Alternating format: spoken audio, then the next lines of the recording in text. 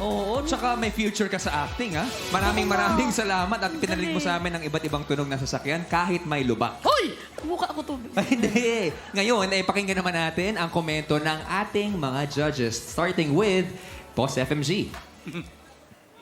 Amod, nilagyan mo ng kwento, ha? Opo. Maganda kwento, pati dream sequence. Kaya lang, kulang pa ng isang sound, eh. Ano po yun? Ano yung Anong song? sound po yun?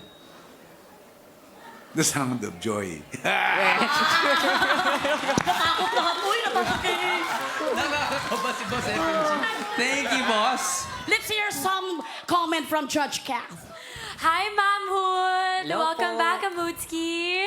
Nakakatuwa na nilagyan mo ng comic side yung pinakita mo sa amin and sinunod mo yung request namin na pwede ba, gawin mo siya ng story. So, ang galing na natahi siya and nakita namin yung pag-arte mo, o diba? At a very young age, ang galing kasi ikaw lang yung sumali na napaka-unique ng pinakita mo and actually, ikaw yung isa sa nilook forward ko mapanood ulit dito sa semis. And na-enjoy ko yung pagkwento, yung minahal namin na talent mo nung pinakita mo nung auditions. And I'm happy na ngayon parang mas nag-enjoy ka rin sa performance mo. Nag-enjoy din kami. Thank Ang you po. cute-cute mo, Mahmoud. Thank you. Thank you, Kath. Judge Uge. Yes, Ma'am Mahmoud, isa sa mga dahilan kung bakit may Pilipinas Got Talent ay para makakita ng ibang klaseng talent. At ikaw ang nagdala nun. Thank you so much. Thank you, Judge Eugene. Judge Johnny! Wow, Mahmoud, artista ka na. Comedian pa. Anytime pwede ka umangkas sa motor ko, Mahmoud.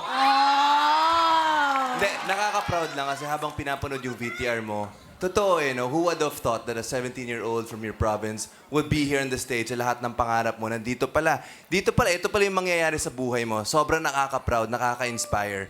And, ayun, yung mood naming lahat, Mahmoud, our mood, okay na okay. Dahil sa... Oh, thank you, Donnie.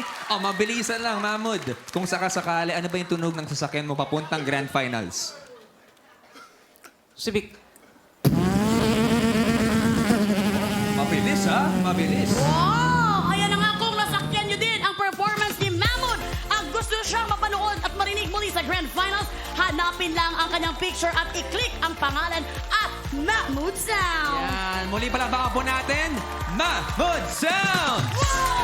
Up next, ang act na minsan sinalikuran ang pagmamagic. Pero ngayon, naging ticket na ito para makasama sa ating semifinals. Oh my God! Ano kaya ang mga baon niyang bagong pasabog? Ang semis performance ni Carl Guion sa pagbabalik ng Pilipinas Got Talent!